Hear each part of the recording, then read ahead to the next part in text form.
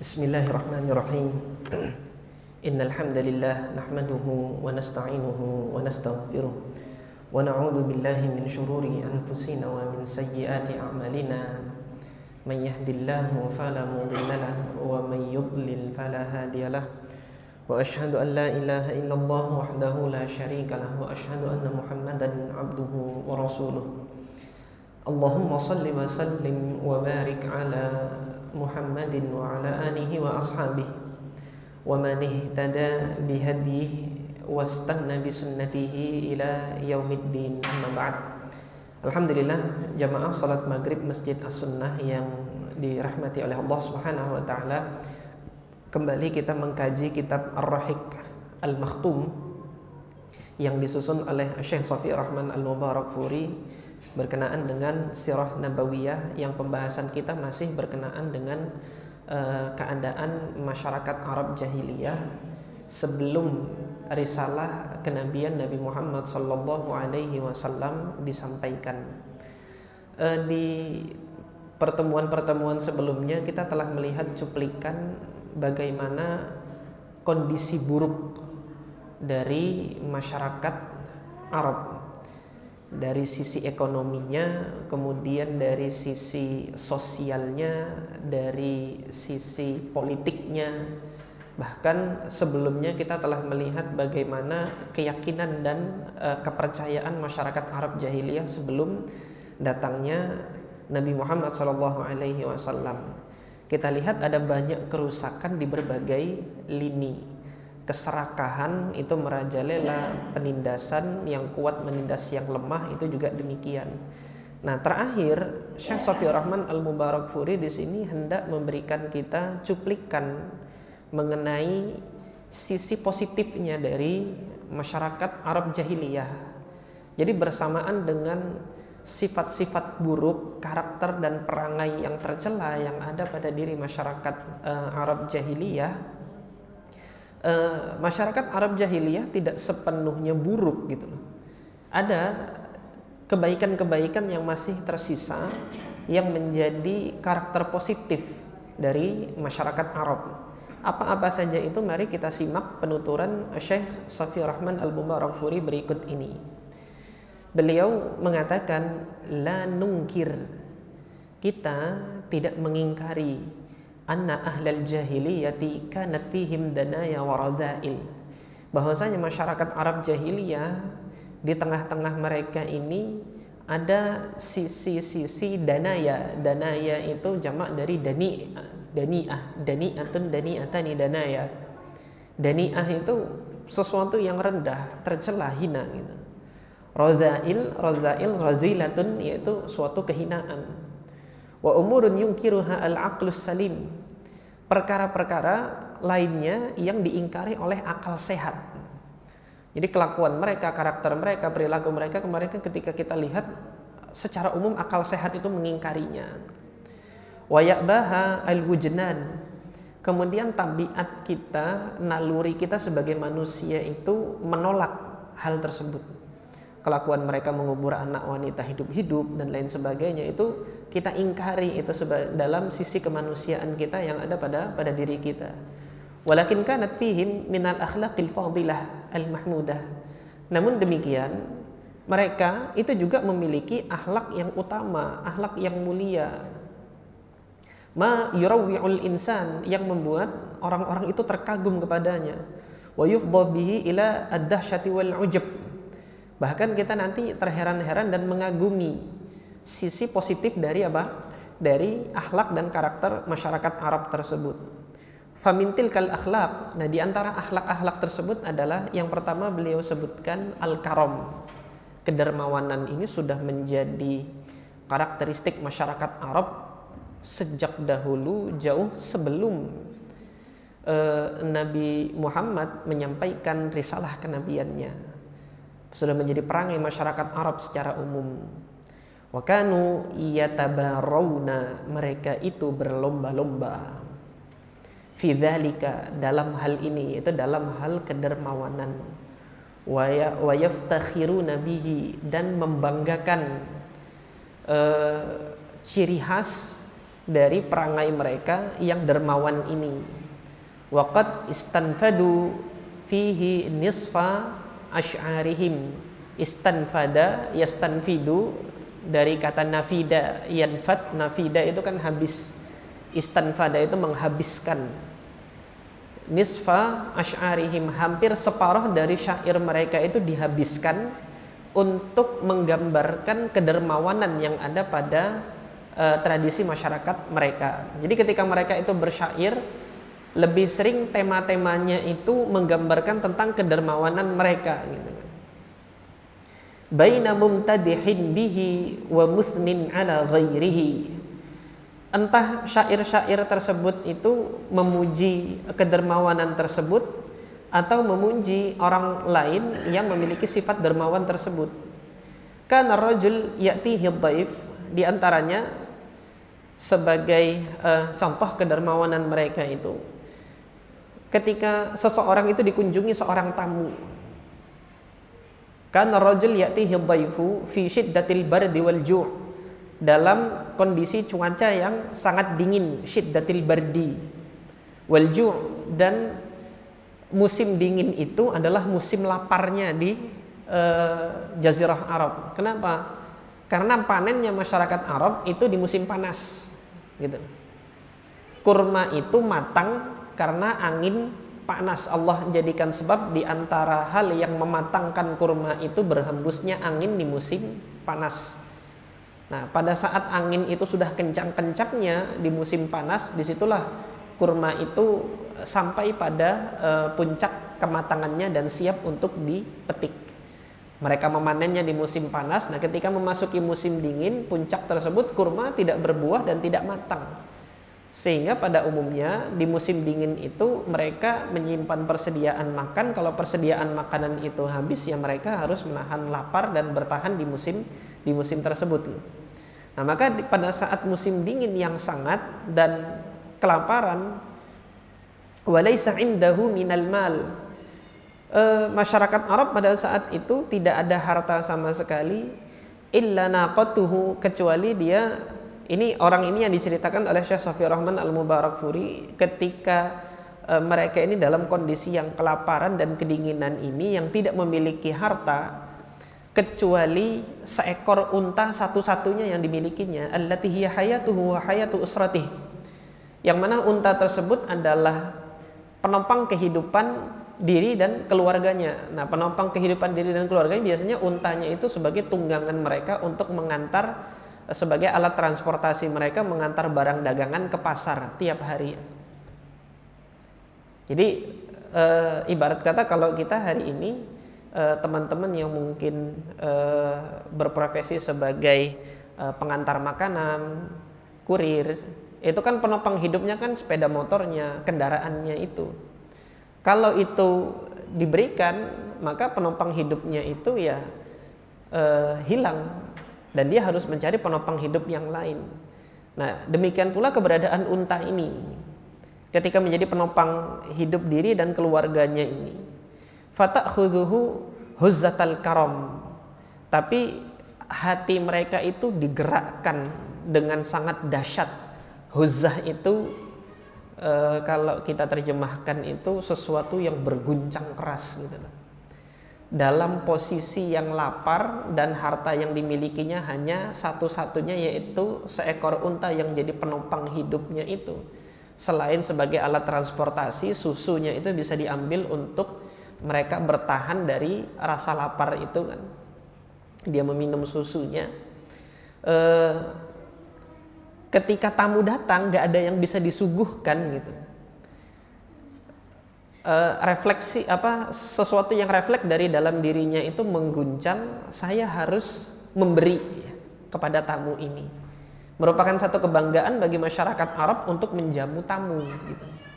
Pada kondisi yang gak punya apapun, tamu itu harus dimuliakan. Maka guncangan kedermawanan ini menggerakkan dia untuk menyembelih untanya ini. Fayaqumu ilaiha, maka dia bersegera untuk menuju kepada untanya. Wa yadhbahuha li dhaifihi, dan disembelih unta itu untuk disuguhkan kepada tamunya ini. Padahal kondisi mereka itu kelaparan, dan mereka ini tidak memiliki harta kecuali unta, ya harta satu-satunya itu yang kemudian disuguhkan kepada tamunya ini atas dorongan kebanggaan mereka untuk melakukan kedermawanan. Wa min athari karamihim annahum kanu yatahammaluna ad-diyat al-hailah wal hamalat al-mudhishah. Di antara pengaruh positif dari kedermawanan mereka yaitu kerelaan mereka untuk menanggung diat. Diat ini tebusan bagi salah seorang yang melakukan perbuatan kriminal, pembunuhan. Yang mana diat tersebut tradisinya kan sejak masanya Abdul Muttalib, ketika Abdul Muttalib itu memiliki anak yang ke-10, yaitu Abdullah, dia bernazar, nanti anakku akan ku sembelih sebagaimana Nabi Ibrahim menyembelih putranya Ismail. Nah, namun akhirnya dia merasa nazarnya ini kemudian ketika terlanjur diucapkan menyesal, sehingga ketika tidak jadi untuk menyembelih Abdullah, apa yang harus dilakukan?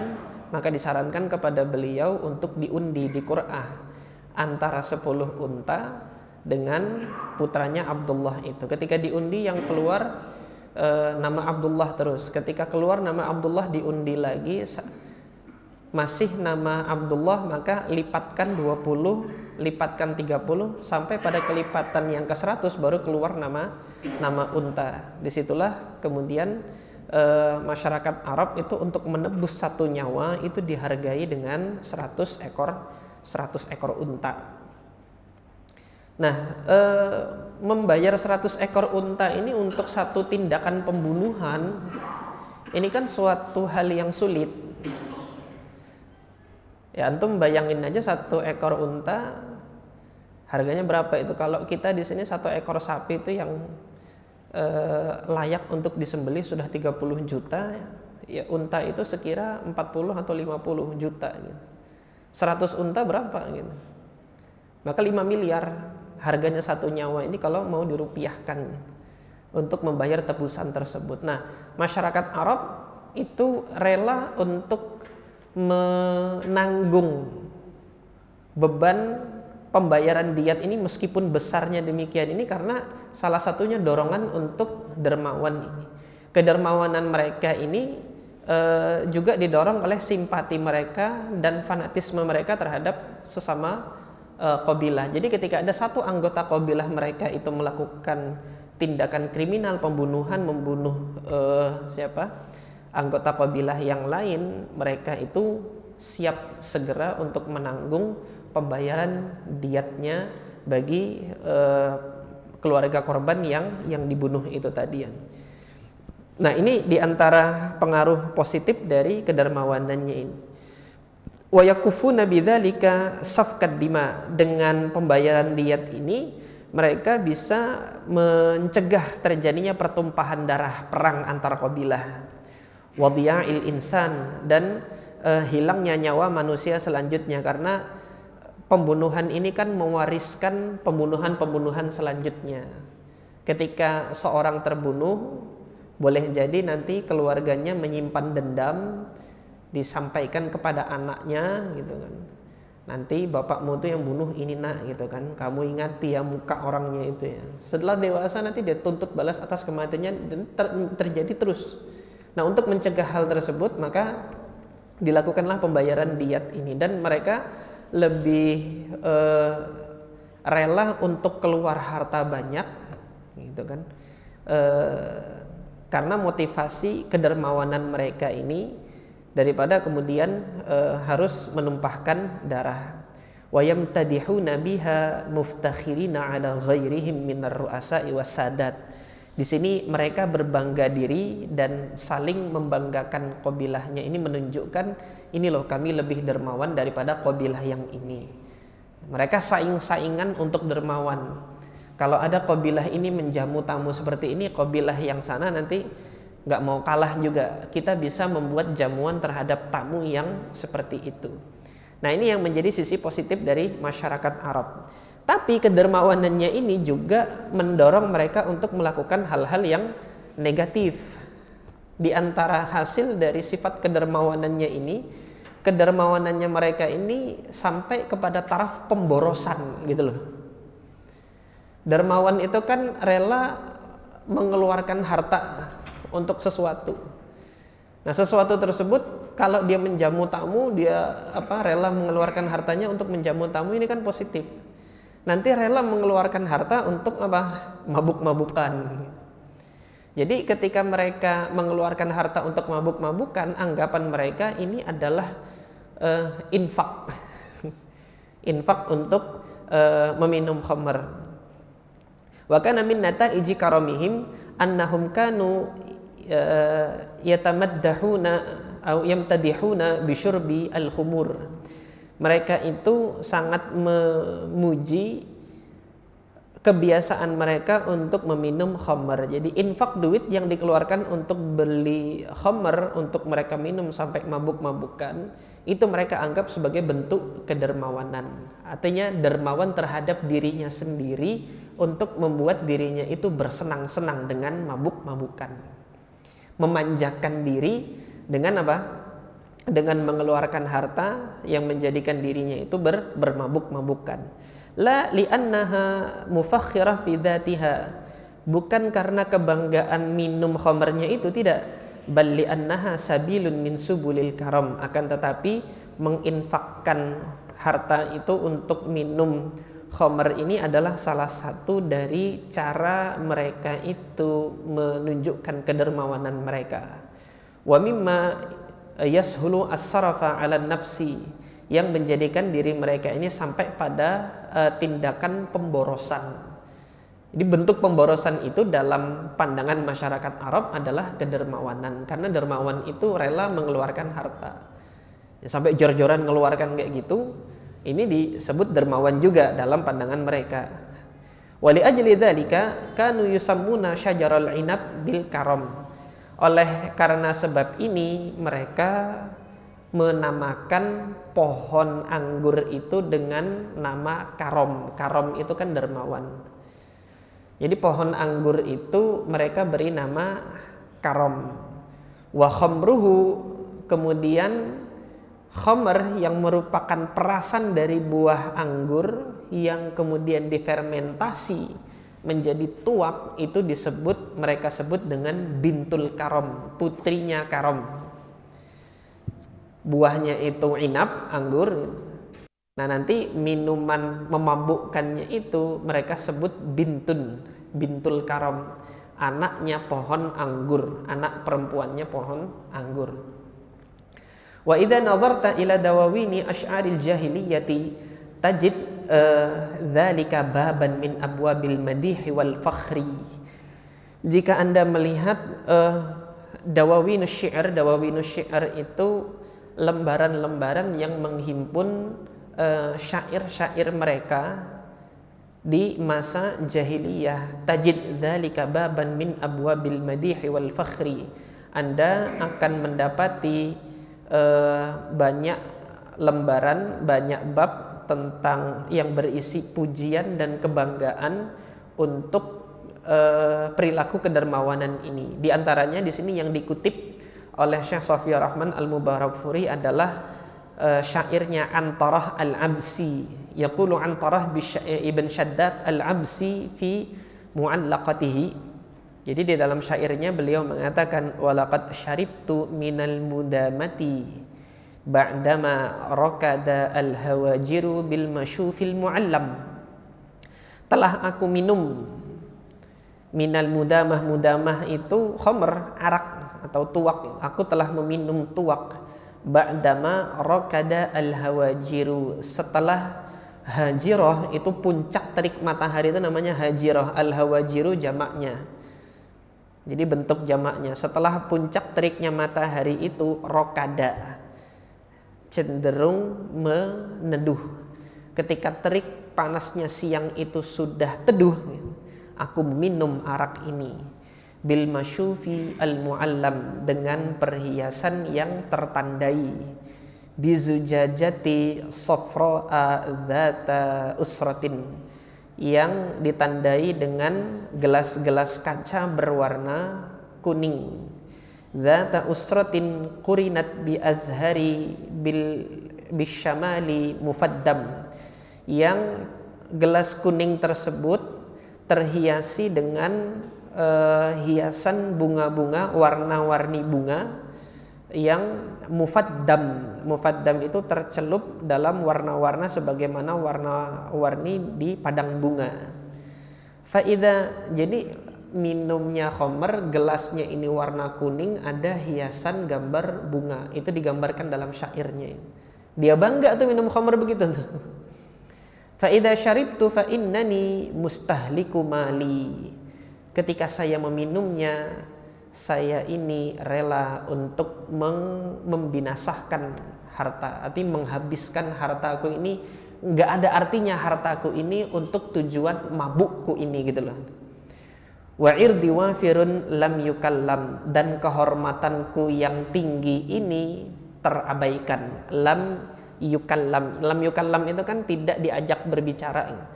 Aku nggak peduli gitu kan dengan kehormatan diriku. Untuk mabuk ini aku rela mendermakan hartaku ini untuk mabuk seperti ini. Wa idza sahautu fama aqsuru an nida. Nah, ketika aku sudah tersadar dari mabuk itu, maka aku tidak akan setengah-setengah. Aksur, qasara yaksuru itu berlaku setengah-setengah, nggak nanggung-nanggung. An nida, untuk menjawab seruan-seruan. Wa kama alimtu syama'ili wa takarrumi, sebagaimana aku tahu persis perangaiku serta kedermawananku ini. Nah, maksudnya di sini apa?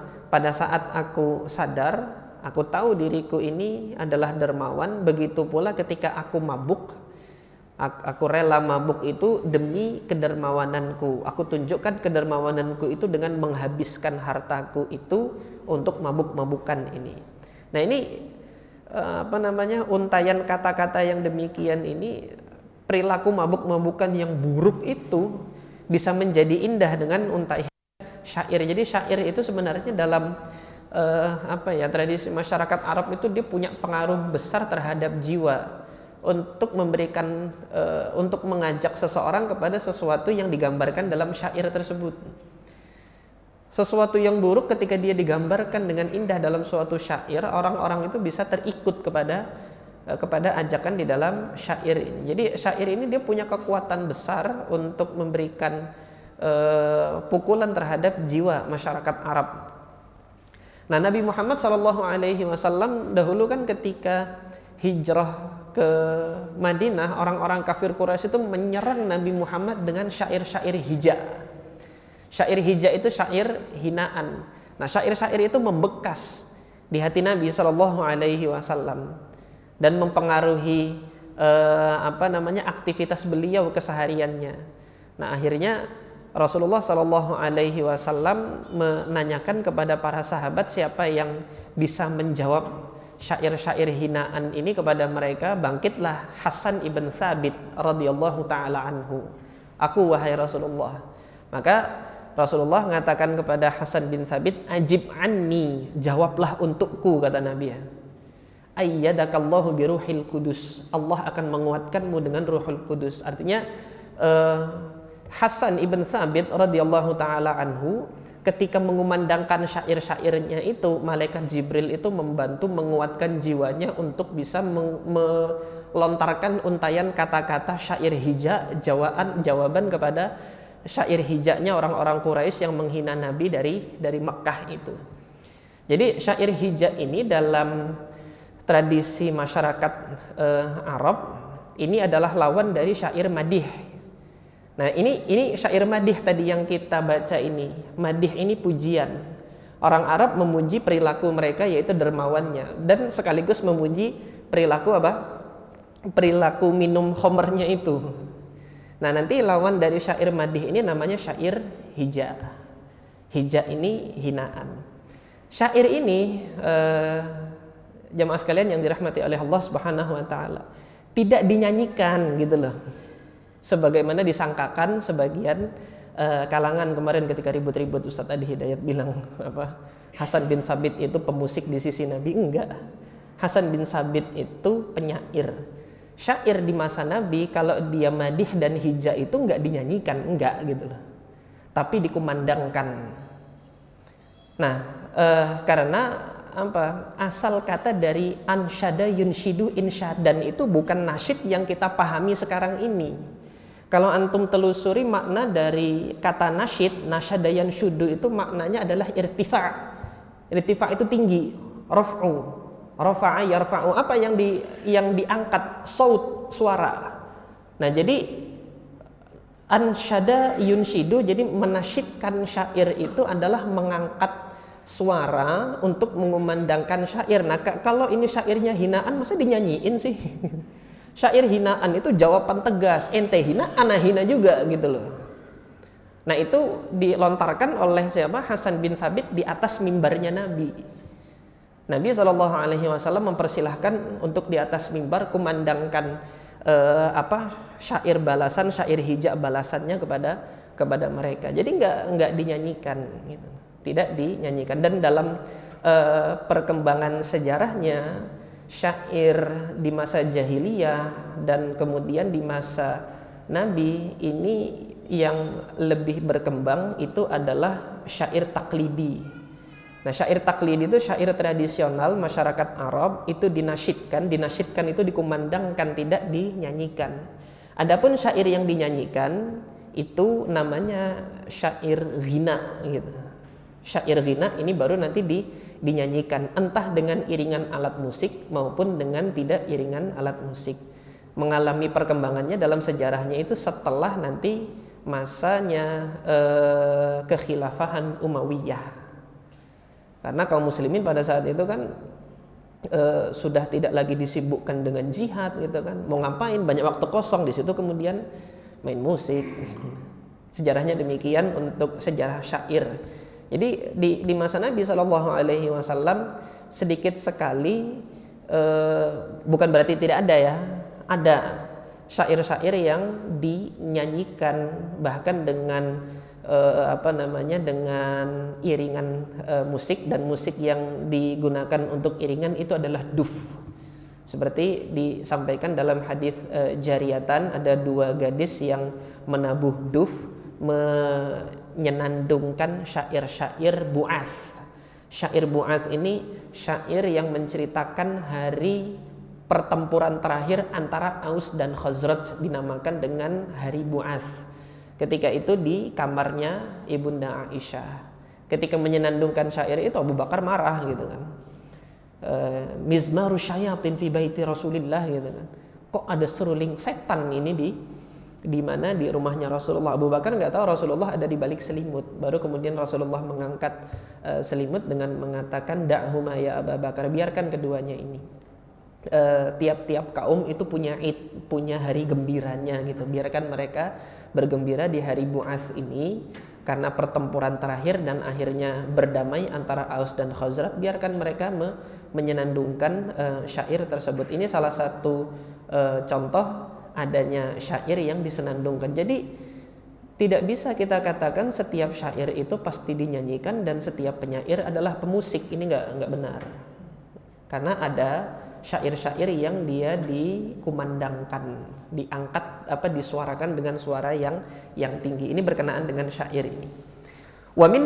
Kita lanjutkan. Wa min nata'iji karamihim ishtighaluhum bil maisir. Nah, di antara hasil dari kedermawanannya, dari kedermawanan mereka menyibukkan diri dengan judi. Jadi judi ini bentuk kedermawanan mereka dalam pandangannya masyarakat Arab jahiliyah. Kenapa? Ngeluarin duit gitu. Jadi ngeluarin duit untuk senang-senang, mabuk-mabukan dan main judi itu adalah bentuk kedermawanan. Infak terhadap diri sendiri gitu loh. Memanjakan diri dengan kesenang-senangan duniawi itu juga adalah kedermawanan. Fa innahum kanu yarawna annahu sabilun min subulil karam. Mereka memandangnya ini adalah bagian dari bentuk kedermawanan. li'annahum kanu yut'imunal masakin ma rabihuhu. Nah, di antara kedermawanan positif yang mereka lakukan, hasil dari kemenangan judinya itu mereka jadikan untuk memberi makan orang miskin. Hari ini boro-boro ngasih makan orang miskin dari hasil judi. Dia sendiri jatuh miskin gara-gara judi online. Lebih parah hari ini daripada kerusakan yang terjadi di masyarakat Arab jahiliyah dahulu. Aw ma kana yafdulu an sihami ar-rabihina walidzalika tara al-Qur'ana la yunkiru naf'al khamri wal maisir. Atau sesuatu yang lebih dari bagian mereka, kelebihan dari keuntungan bermain judinya itu mereka infakkan, mereka berikan kepada orang-orang miskin. Oleh karena itu, makanya Al-Quran tidak mengingkari manfaat yang ada di balik khamr dan judi.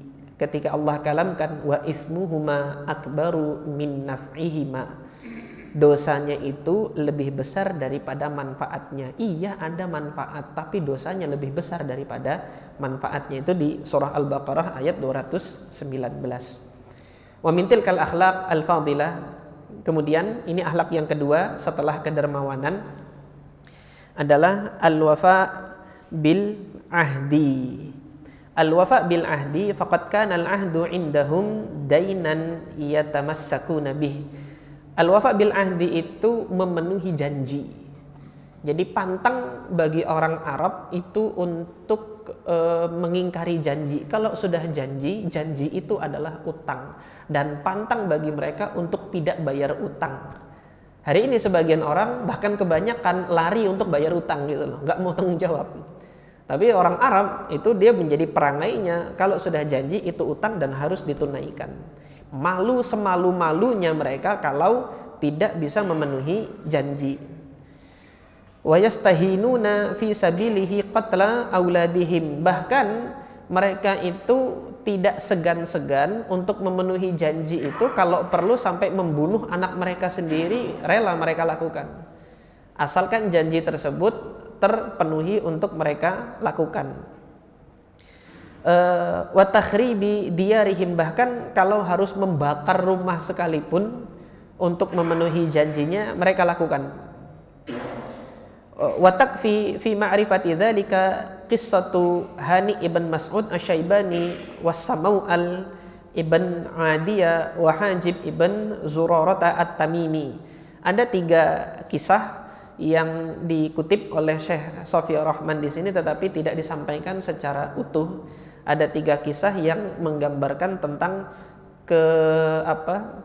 kemantapan diri masyarakat Arab itu untuk memenuhi janji, yaitu kisah Hani bin Mas'ud Asy-Syaibani, kisah Samau'al ibn Adiyah, dan kisah Hajib ibn Zurarah At-Tamimi. Nah, pada kesempatan ini saya belum mendapatkan sumber referensi dari kisah ini.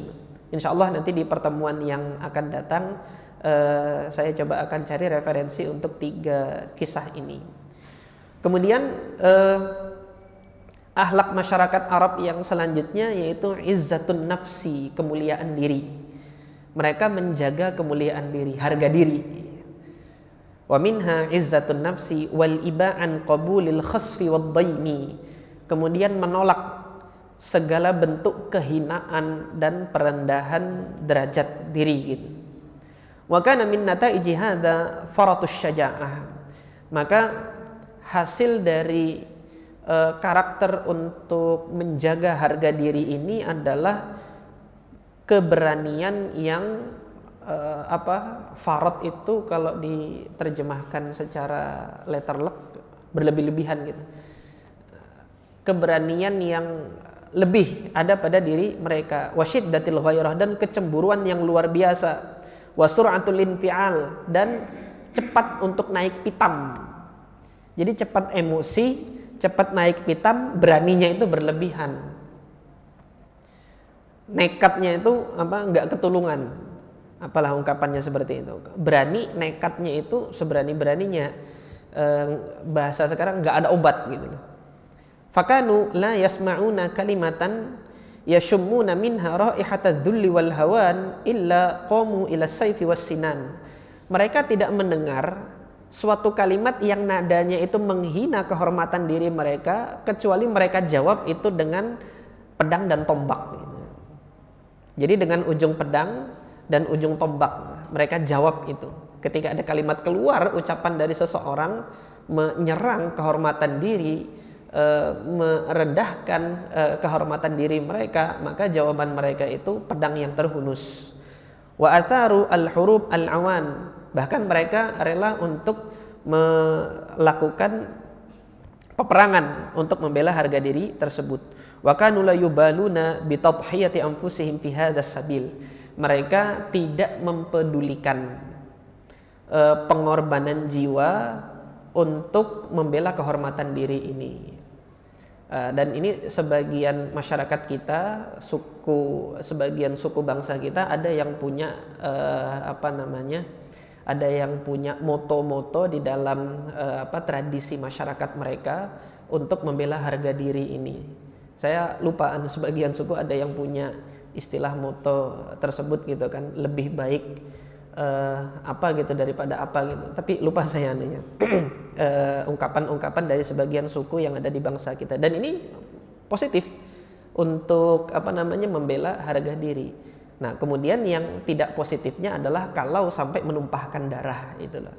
Karena dalam Islam nanti kemudian Islam datang, darah itu lebih mahal untuk ditumpahkan. Maka jangan sampai akibat dari menjaga kehormatan diri ini sampai memudah-mudahkan untuk menumpahkan darah, waliyadzubillah. Kemudian akhlak atau karakter yang keempat dari dari akhlak mulia atau akhlak positif, perangai positif yang ada pada diri masyarakat Arab adalah al-mudhi fil azaim. Jadi menunaikan tekad, atau istilah lainnya itu pantang mundur. Kalau sudah dia punya tekad, mereka nggak mau mundur gitu. Al-mudhi itu madha, amdha, yumdi, madha, yamdi. Maf'ulnya itu mudhi. Mudhiyun itu menunaikan, melaksanakan.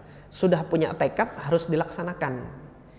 Nah, ini masyarakat Arab punya karakter yang seperti ini. Fa idza azamu, ketika mereka itu sudah bertekad ala syai'in yaruna fihi al-majda, yang mereka anggap itu adalah suatu kemuliaan, wal iftikhar, bahkan kebanggaan baik bagi dirinya maupun bagi qabilahnya, la yasrifuhum anhu sarif, maka tidak ada yang bisa memalingkan dari tekad tersebut. Bal kanu yukhatiruna bi anfusihim fi sabilih, bahkan mereka itu sampai membahayakan dirinya untuk bisa menunaikan tekad tersebut. Nah, ini kan satu hal yang positif. Ini sifat ini nanti yang menjadi modal di mana Allah Subhanahu wa taala kenapa memilih bangsa Arab untuk risalah kenabian yang terakhir ini, karena orang Arab punya tekad yang kuat ini. Nah, untuk mencapai dakwah yang kuat ini kita tidak bisa modalnya itu hanya tekad yang setengah-setengah. Tetapi dengan tekad yang penuh ini, rintangan apa yang terjadi itu tidak membuat juru dakwah itu melempem atau mundur dari dakwahnya, tapi tetap maju apapun yang terjadi. Nanti akan kita lihat bagaimana qabilah Bani Hashim dan qabilah Bani Muttalib membela Nabi Muhammad, artinya melindungi Nabi Muhammad dari permintaan Arab Quraisy itu kan. Serahkan Muhammad untuk kami bunuh, kalau tidak kami akan memutuskan hubungan apapun dengan kalian. Jadi yang diputuskan itu hubungan sosialnya, ini yang dikenal dengan peristiwa pemboikotan. Orang-orang Bani Hashim dan Bani Muttalib itu tidak diberlakukan bagi mereka jual beli, artinya dagangan mereka tidak kami beli, mereka beli sama kita nggak ngelayanin. Terus munakahat, wanita mereka tidak kita nikahi, dan kemudian wanita kita tidak kita nikahkan dengan laki-laki mereka, sampai mereka menyerahkan Muhammad untuk kami bunuh. Itu tuntutannya orang Quraisy. Selama 3 tahun bertahan apapun yang terjadi. Bani Hashim dan Bani Muttalib ini menunjukkan secara karakter diri mereka punya tekad yang kuat ini, punya tekad apapun yang terjadi Muhammad tidak kami serahkan, ya tidak kami serahkan gitu kan. mau kejadiannya itu sampai menghilangkan nyawa mereka, sampai membahayakan kabilah mereka, tetap mereka tunaikan tekad tersebut. Wa minha al-hilmu. Yang kelima, al-hilmu itu kebijaksanaan, al-hilmu wal anah, kebijaksanaan dan kehati-hatian. Jadi tidak tergesa-gesa. Wat tau'adah, kanu yatamaddahuna biha illa annaha kanat fihim azizatu al-wujud li farati syaja'atihim wa sur'ati iqdamihim ala al-qital. Jadi mereka ini sebenarnya punya kelemah lembutan, punya kebijaksanaan, punya ketidaktergesaan dalam melakukan sesuatu. Hanya saja gitu kan, perangai positif ini seakan tidak nampak karena tadi dia punya karakter keberanian yang berlebih-lebihan itu tadi gitu kan. Cepatnya mereka naik pitam. Jadi ketika melihat cepatnya mereka naik pitam, seakan karakter kebijaksanaan dan ketidaktergesaan ini tertutupi gitu, seakan sirna, padahal ada dalam diri mereka. Wa minha as-sadzajatu al-badawiyatu. As-sadzajatu al-badawiyatu itu kesederhanaan. Sadzajah itu bisatoh. Bisatoh itu apa? Yang namanya bisat itu kan terhampar. Al-badawiyah, badui itu ya kaum badui, kaum padang pasir. Jadi tradisi masyarakat padang pasir yang penuh kesederhanaan ini yang juga menjadi sisi positif yang ada pada diri masyarakat Arab jahiliyah ini. Wa adam at-talawuth bi lauthatil hadarah. Mereka tidak dilumuri dengan warna-warna kemajuan peradaban bangsa-bangsa yang ada di sekitar mereka. Waktu kita bahas kemarin, kita tunjukkan slide itu kemarin kan, Jazirah Arab itu dikelilingi imperium-imperium besar gitu. Dikelilingi imperium Romawi, dikelilingi berbatasan dengan imperium Persia, kemudian ada imperium Habasyah di bawah. Tetapi budaya Romawi tidak menular kepada mereka, budaya Persia tidak menular kepada mereka, dan budaya Habasyah juga tidak menular kepada mereka. Jadi mereka melakukan hubungan dagang, tapi budaya Romawi dengan kemewahan duniawinya itu tidak menjadikan mereka ini hendak berpenampilan mewah.